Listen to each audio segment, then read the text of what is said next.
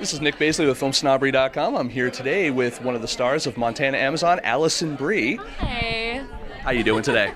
Good, I'm great. I'm excited that a lot of people turned out to see this movie. This is crazy. This is packed. This is like around the lines around the corner type of deal. Good stuff. Yeah, it's exciting. So I got a couple questions for you. Tell me. Okay, all right. We're gonna talk it. We're gonna break it down. All right, let's get real. All right. So, when you were talking on the panel even about a little bit about your character from Montana Amazon, and we look at your characters that you played in Mad Men and Community, and then we actually watched Born last night. Oh no, I'm so sorry.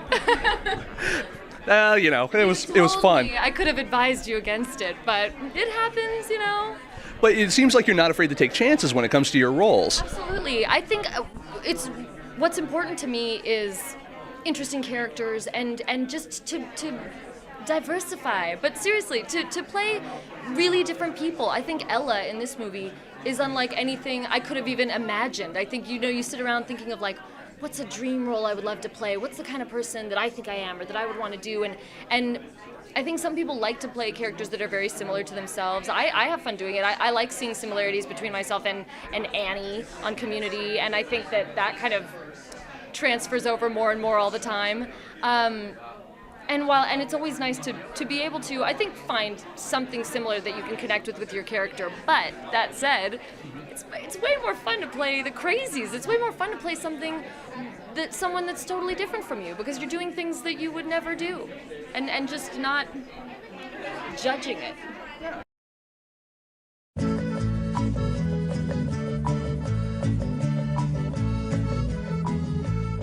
I think that these characters all sort of exist in their own world. I think that Ella especially is sort of removed.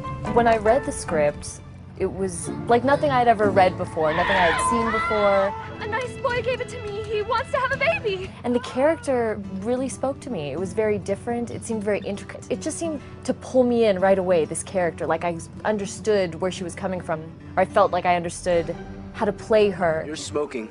No, I'm not. I'm just holding it for Grandma.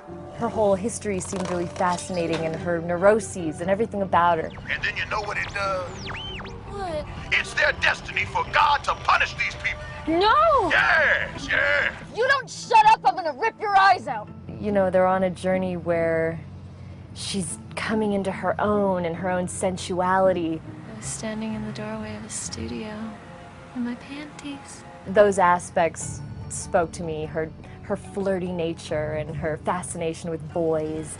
Trade you these balloons for some candy bars. I find that kind of stuff exciting, and I sort of looked forward to it, It's mine, give it back. Double, triple slut.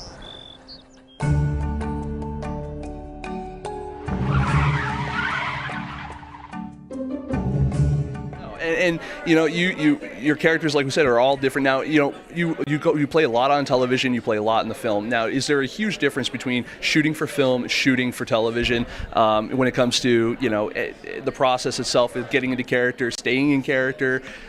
Well, I think, certainly shooting this film was different because it really felt like, your low-budget indie movie, like getting down and dirty. And when I say that, I mean literally.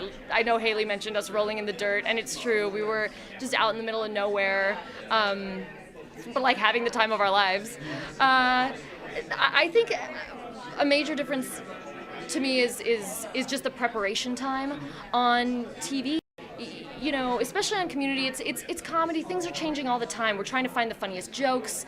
We're getting pages for the script maybe an hour before we're going to go perform them. So you know who your character is, and you kind of like know what's going on, but you got to be ready to just kind of like roll with the punches. And in film, and especially with this movie, I think we had the material ahead of time. We could really and it was a good thing because these characters are so intricately bizarre that it was this sort of framework that we had to find and build. So anyway, we went into it, I think, sort of you have more time. That character is always going to be that character. Like the pages are the same, the material's the same, and you're just like finding new things within it.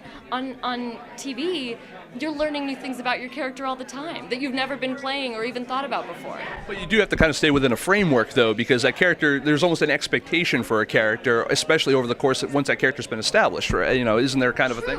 That's true. You're right, and I think that there is almost maybe a little more freedom in a movie like this to really kind of explore, because you don't have, there's zero expectations for this character. People are not going to meet them until they see the movie, and then it's a one-time deal. So yeah, I think on a TV show you're playing a character that's like people connect to over a series of time, but then the writers will come in and be like, she's Jewish, and then the writers will come in and be like, she murdered someone, and you're like, what? It changes all the time. I did that? Yeah, exactly. Oh, okay. New fuel for me. I can play that now. Well, I want to thank you for taking part in the Orlando Film Festival this year. I wanted to also thank you for taking part in an interview with us here at Film Snobbery. I want to say good luck to you with Montana Amazon. In future, good luck to you in Community. And Donald Glover didn't get Spider-Man, but we think we want you for Black Cat. Thank you. Hey, I second that.